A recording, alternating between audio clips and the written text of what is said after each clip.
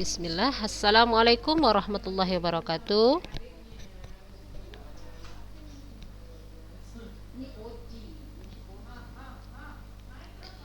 Alhamdulillah wassalatu wassalamu ala rasulillahi amma ba'du. Apa kabar anak-anak ustazah 7A, 7B?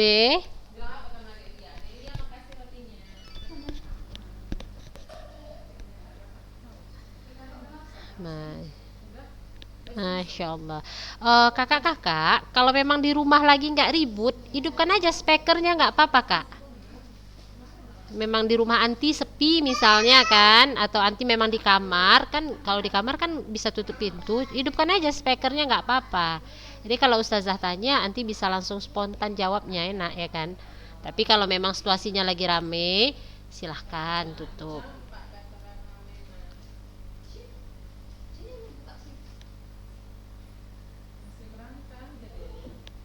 Baik. Siap ya kak untuk memulai pelajaran prakarya pagi ini? Masya Allah. Insya Allah puasanya lancar ya kak. Baik. Minggu lalu kita sudah masuk di klasifikasi sayuran. Nah, yang pertama itu sayuran yang berdasarkan bagian tanaman yang dimakan. Ya, ada sayuran yang daun. Nah, berarti yang kita makan adalah daunnya. Contohnya ada sawi ya. Nah, terus ada sayuran batang. Nah, jadi yang kita makan adalah batangnya. Contohnya adalah rebung, asparagus. Terus ada sayuran akar, ya akar berarti yang kita manfaatkan atau yang kita konsumsi adalah bagian akarnya. Contohnya adalah lobak, kentang. Nah, terus ada sayuran polong, ya polong. Jadi yang kita manfaatkan adalah polongnya, ya. Kadang kulitnya juga bisa dimakan. Contohnya adalah pete, buncis, ya kacang panjang, ya. Terus ada sayuran bunga. Ya, yang kita konsumsi adalah bagian bunganya. Contohnya adalah bunga kol ya atau kembang kol, brokoli. Ya, anak-anak ustazah. Nah, setelah sayuran buah. Nah, dia sebenarnya sayuran namun berbentuk buah ya kan. Jadi namanya sayuran buah yang kita konsumsi bagian buahnya. Contohnya adalah tomat, timun ya.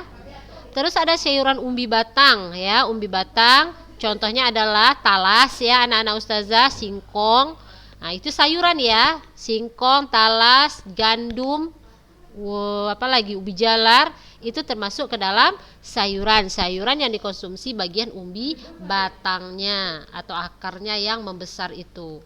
Terus ada sayuran umbi lapis ya, sayuran umbi lapis, dia umbi juga di dalam tanah juga, namun dia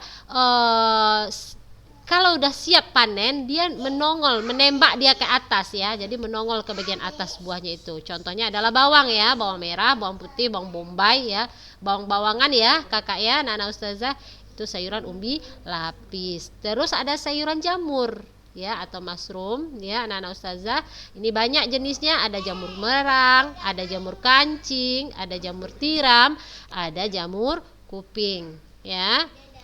Nah, dan pengolahannya juga macam-macam. Jamur ini bisa kita goreng, ya, bisa kita jadikan sop atau direbus, ya, atau bisa jadikan dan lain sebagainya, ya, anak-anak ustazah. Nah, yang kedua hari ini adalah berdasarkan pigmen yang dikandung, ya, anak-anak ustazah. Yang pertama sayuran berwarna hijau, ya. Dia terbentuk oleh klorofil ya. Nah, kandungan klorofil pada sayuran hijau dalam suasana asam akan berubah menjadi hijau tua ya, dan dalam suasana basah menjadi hijau terang ya. Suasana asam, suasana basah. Apa itu suasana asam? Suasana asam. Oh, kalau suasana basah? Oh, Masya Allah. Nah, ternyata kata Ustazah Rizka, kalau suasana asam itu berdasarkan pH-nya ya. Kalau pH-nya di bawah 7 itu namanya suasana asam. Nah, kalau pH-nya di atas 7 itu namanya suasana basah. Nah, ternyata pH ini mempengaruhi kepada bentuk atau warna sayuran tadi ya anak-anak Ustazah. Ya, kalau dia suasana asam, dia berubah menjadi hijau tua. Nah, kalau dia suasana basah, dia berubah menjadi hijau terang. Nah, ya anak-anak Ustazah. Nah, biasanya sayuran hijau ini anak-anak ustazah kaya akan karotenoid ya, yang dapat mengatasi yang namanya radikal bebas ya, mengandung berbagai vitamin ya, ada vitamin A, C dan K. Nah, ini vitaminnya ini bermanfaat bagi pembekuan darah dan pembentukan tulang. Nah, jadi anak-anak ustazah wajib dimakan. Jadi nggak ada istilah tidak suka sayur ustazah, gitu ya kan. Minggu lalu ustazah sudah bilang kalau tidak suka sayur, mungkin nanti tidak suka sayur yang berbentuk daun. Silahkan konsumsi sayur yang dari batang, atau yang dari bunga, atau yang dari buah, ya kan kak. Nah, atau anti tidak suka sayuran yang berbentuk batang, mungkin anti sukanya sayuran yang bentuk daun. Nah, ya kan. Oke, itu sayuran berwarna hijau. Nah, selain itu juga mengandung unsur mineral ya, si sayuran tadi. Mineral diantaranya ada zat besi, zat kapur, magnesium, fosfor ya anak-anak ustazah. Nah, sayuran berwarna hijau itu diantaranya ada daun singkong ya, itu termasuk sayuran berwarna hijau, bayam, kangkung, daun katuk, seledri, daun melinjo ya, daun kemangi, daun selada, genjer, dan masih banyak lagi anak-anak ustazah. Nah, untuk sayuran berwarna hijau ya. Nah, yang bagian B adalah sayuran berwarna ungu ya, contohnya terong ya, bawang warna ungu nggak kak? Fadia Altafunisa, bawang warna apa kak? Warna ungu, berarti sama bawang kita ya Fadia ya. Terus bayam ungu, atau paprika ungu ya. Nah, biasanya banyak mengandung vitamin A, kalsium yang tinggi ya anak-anak ustazah. Nah, sayuran berwarna ungu juga mengandung yang namanya antosianin ya, resveratrol dan asam elagik ya, yang bisa menangkap radikal bebas ya, dan mencegah terserang penyakit kanker, diabetes, serangan jantung ya. Anak-anak ustazah, radikal bebas ini bisa kita dapat dari misalnya polusi udara gitu ya kan. Nah, ya kan, makan sembarangan gitu ya kan. Nah, ini disaring oleh si sayuran-sayuran tadi, oleh zat-zat yang terkandung di dalam sayuran. Makanya wajib ya, harus memakan sayuran ya kak. Nah, paham ya? Selanjutnya ada klasifikasi sayuran berwarna merah atau biru ya, karena adanya zat antosianin yang sensitif, antosianin yang sensitif terhadap perubahan pH ya, pH dan dapat larut dalam air. Makanya dia menjadi berwarna biru atau merah tadi ya, karena ada perubahan zat antosianin tadi. Nah, ketika pH dalam keadaan netral ya, tunggu, pH itu apa?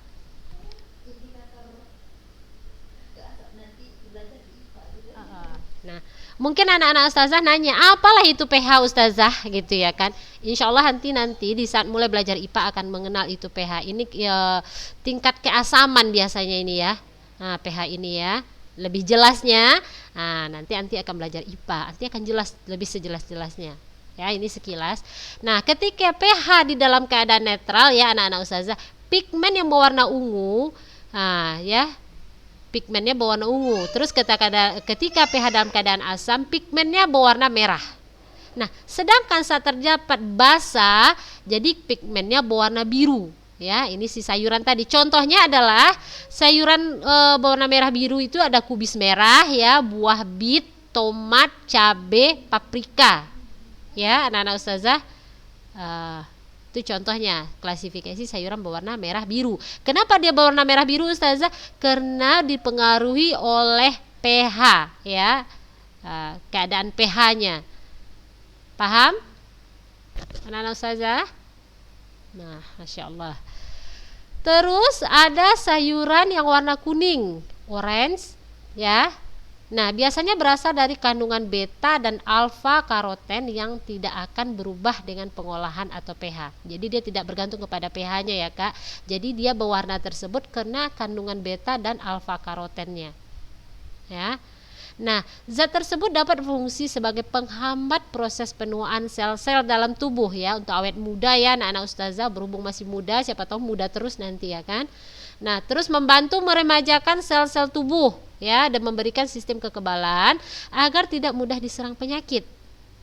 Nah, sayuran yang berwarna kuning orange ya contohnya adalah ubi jalar, wortel, biji melinjo, labu kuning ya anak-anak ustazah. Ini dia sayuran kuning atau orange ya. Nah,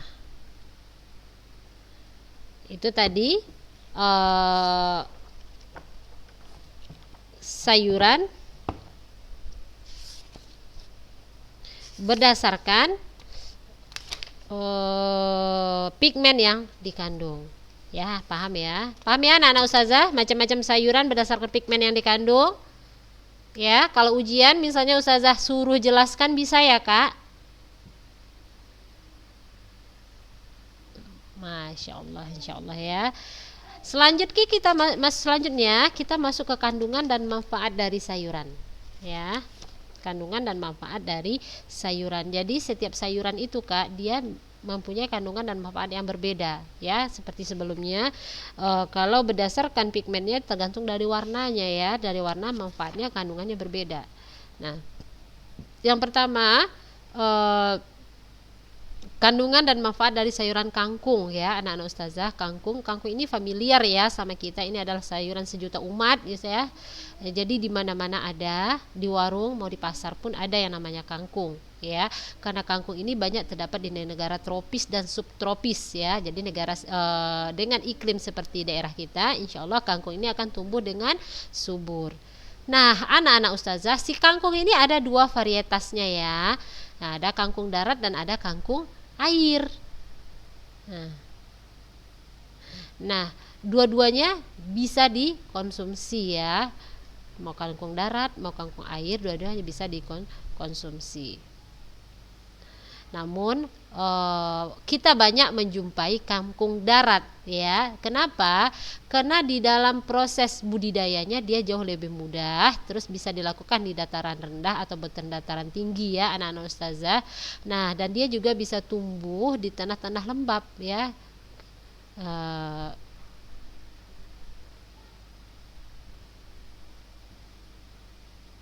Nah, rasanya, cita rasa dari si kangkung ini dia nikmat ya, daunnya yang lembut dan pengolahannya yang mudah ya. Nah, menjadi berbagai macam menu yang membuat sayuran kangkung banyak disukai ya anak-anak ustazah. Jadi hampir semua orang menyukai yang namanya sayuran kangkung ini. Yang kita makan biasanya adalah bagian ujungnya ya, bagian daun dan batang ujungnya yang masih muda ya. Itu kalau ada orang yang memang mau melalap makan mentah ya anak-anak ustazah, namun dimasak juga boleh ya, dimakan mentah boleh, dilalap pun boleh ya. Nah, anak-anak ustazah pandai nih memasak sayuran kangkung ini ya kan. Nah, kandungan vitamin yang dikandung yang terdapat di kangkung ini yaitu vitamin A ya, sangat tinggi kandungan vitamin A-nya, dan ini berguna sebagai antioksidan untuk menangkal serangan radikal bebas pada kornea mata ya. Terus dia juga mengandung beta karotin yang menjaga mata agar tetap sehat. Nah, juga ada kandungan vitamin C-nya di situ. Nah, jadi kandungan vitamin C-nya lebih tinggi daripada buah-buahan. Ya, anak ustazah.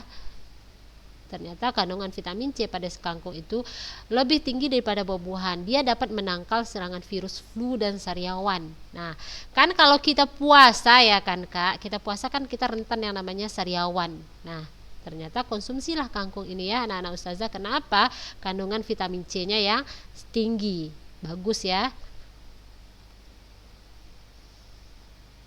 Nah, si kangkung juga mengandung zat besi yang baik untuk menambah hemoglobin ya, hemoglobin. Nah, dia mencegah dan mengurangi anemia. Ya, mengandung serat untuk mengatasi sembelit, dan ekstrak sayur kangkung baik untuk penyerapan kadar gula di dalam tubuh ya, dan menghambat proses kenaikan kadar gula di dalam darah atau diabetes mellitus. Nah, apabila sulit tidur dengan mengkonsumsi kangkung bisa tidur pulas ya, karena istilah pamionya ya kayak istilahnya makan-makan kangkung terus nanti tidur-tidur aja kan gitu istilahnya ya kan. Ternyata memang karena dia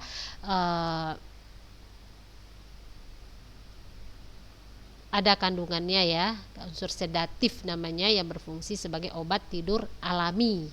Nah, bagi anak-anak ustazah yang mungkin susah tidur malam, misalnya kan ada sebagian orang yang kena namanya insomnia itu ya, yang nggak bisa tidur atau susah tidur, boleh mengkonsumsi kangkung ya, karena ada unsur sedatif tadi yang berfungsi sebagai obat tidur alami daripada mengkonsumsi pil-pil kimia ya kan Kak. Nah, itu jauh lebih bagus. Ya, paham ya?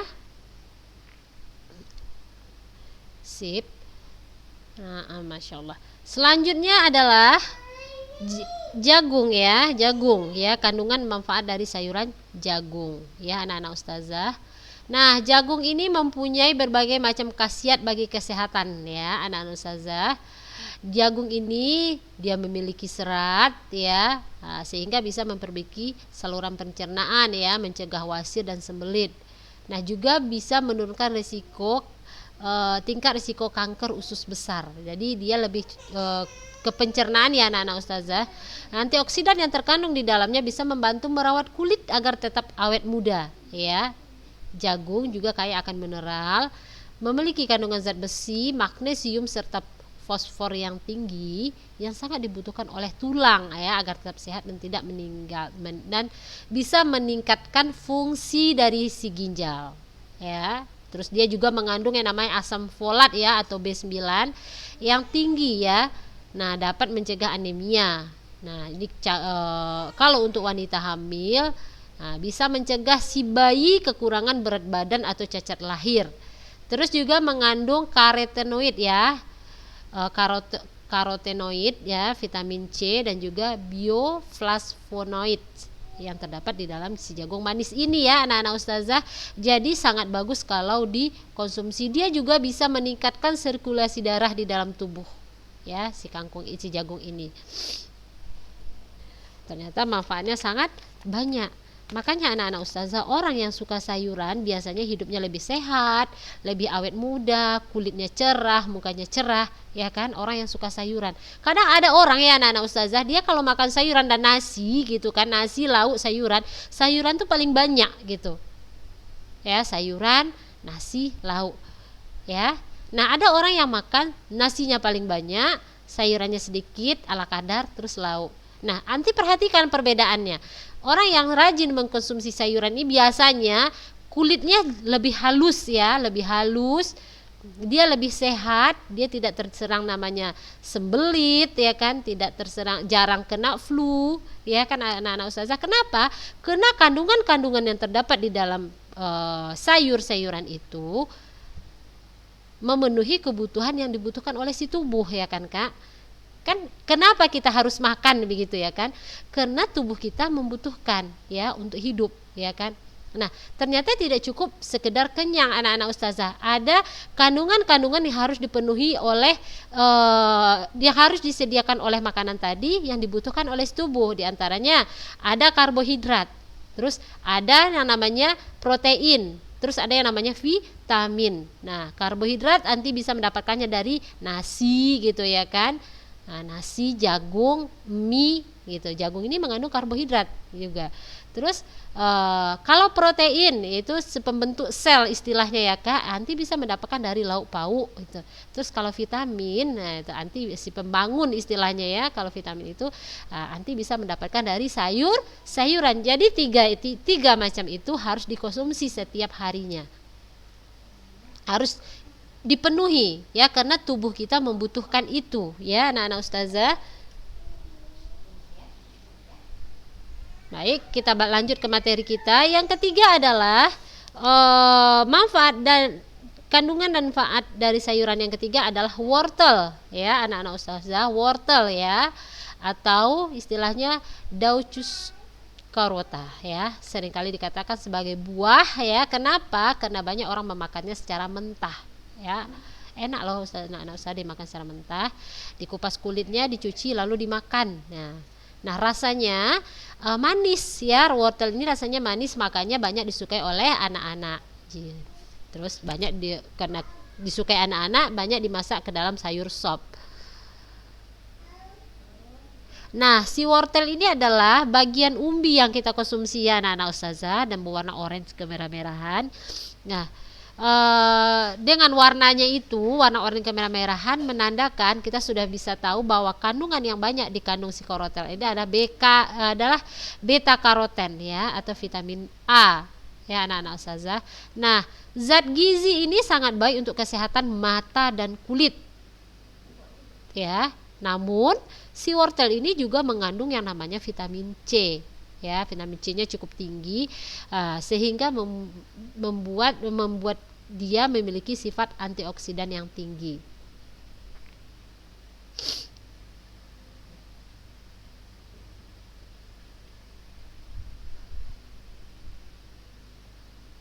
Nah, ini adalah beberapa manfaat wortel ya anak-anak ustazah. Yang pertama, dapat mengatasi sembelit dari sembelit ya, dari kandungan serat wortel yang dapat menaikkan volume feses ya, sehingga memperlancar buang air besar ya. Nah, terus dapat menyehatkan kulit ya.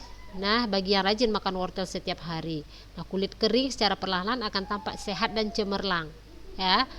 Nah, terus dapat meningkatkan daya tahan tubuh. Kenapa? Karena kandungan vitamin yang terdapat pada wortel juga mempercepat penyembuhan luka dan peradangan yang disebabkan oleh virus. Terus dapat mengatasi hipertensi ya jika rajin meminum air wortel setiap hari ya, jus wortel ya.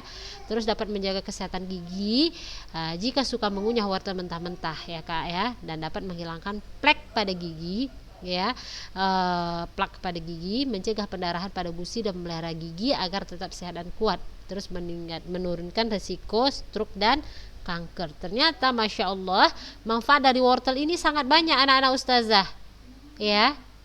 Dan wortel ini seperti yang tadi sebelumnya ustazah bilang, jangankan dimasak, dimakan mentah aja dia udah enak Kak, manis gitu rasanya, krenyes. Jadi kalau yang suka ngemil, sebenarnya anak-anak ustazah yang suka ngemil, ini bagus dipotong, dibuat kotak-kotak, taruh di wadah, nanti sambil belajar kan ngemil misalnya, udah makan potongannya. Nah, manfaatnya banyak yang anti dapat daripada mengemil yang makanan-makanan vetsin itu, makanan-makanan yang makanan micin-micin itu. Ini jauh lebih baik, jauh lebih sehat sebenarnya. Rasa juga enak.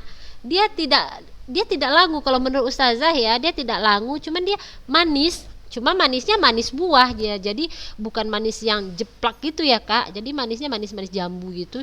Cuma enak, dipotong kotak-kotak ya kan. Anggap aja anti makan kacang. Ratahi satu-satu gitu ya kan, sambil belajar atau sambil bagi yang suka ngemil ini. Nah, jadi manfaatnya memang sangat banyak ya kan Kak. Mulai untuk mata, ya, untuk pencernaan, untuk gigi, resiko stroke dan kanker ya kan Kak. Masya Allah. Nah, selanjutnya adalah sayur bayam ya. Sayur bayam. Nah, ini juga sayuran sejuta umat ya. Semua orang kenal yang namanya sayur bayam. Dia hampir sama dengan kangkung ya. Semua orang kenal kangkung, juga gitu dengan bayam. Nah, ada sebagian orang yang memang suka cuma sayur bayam doang gitu ya kan. Nah, bagian dari bayam ini yang kita konsumsi adalah bagian daunnya ya. Nah, bayam ini memiliki daun yang lebar ya. Nah, warnanya tidak hanya hijau, ada yang warna ungu ya. Bayamnya merah ya, warna merah ya. Nah, jadi dia ada dua macam. Nah, biasanya sayur bayam ini sangat digemari oleh anak-anak ya, orang anak muda, orang tua ya. Menurut penelitian anak-anak ustazah, di sayur bayam ini memiliki banyak kandungan dan manfaat bagi kesehatan. Ya, ada yang namanya flavonoid di dalam bayam itu yang memiliki sifat antioksidan dan anti kanker. Ya, antioksidan dan anti kanker. Terus dia juga mengandung vitamin K, kadar vitamin K-nya cukup tinggi. Terus dia mengandung mineral, magnesium, seng, tembaga dan fosfor. Ya, anak-anak ustazah. Nah, vitamin K itu dia berperan menjaga kesehatan fungsi otak dan sistem saraf. Nah, magnesium dalam bayam membantu dalam menjaga tekanan darah normal. Terus vitamin C dengan sifat alkalinitas dalam bayam memberikan manfaat anti-inflamasi ya, dan meningkatkan sistem kekebalan tubuh. Ya. Nah, si bayam ini sangat bermanfaat bagi kecerdasan otak ya dan menjaga kesehatan mata karena mengandung karotenoid. Walaupun dia tidak berwarna orange ya seperti wortel ya kan, dia juga bagus untuk mata. Jadi ternyata zat karotenoid itu tidak hanya dalam sayuran yang berwarna orange ya. Untuk sayuran yang berwarna hijau juga mengandung ternyata ya anak-anak ustazah. Nah, jadi bagus sekali untuk dikonsumsi. Nah, itu ya anak-anak ustazah jenis-jenis sayuran dan masih banyak lagi sayuran lainnya serta kandungan yang terkandung di dalamnya. Sampai di sini ada yang mau ditanyakan kakak-kakak? Semuanya paham?